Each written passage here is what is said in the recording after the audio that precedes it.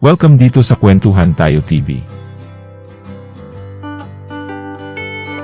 Ngayong araw na ito, May 1, 2024, ay kaarawan ng ating kaibigang actress na si Myrna Castillo. Natapik natin siya dito sa ating YouTube channel, at kami ay labis na nagpapasalamat sa inyong pagtangkilik kay Myrna Castillo. Heto at tignan nating muli ang kanyang kagandahan at showbiz career.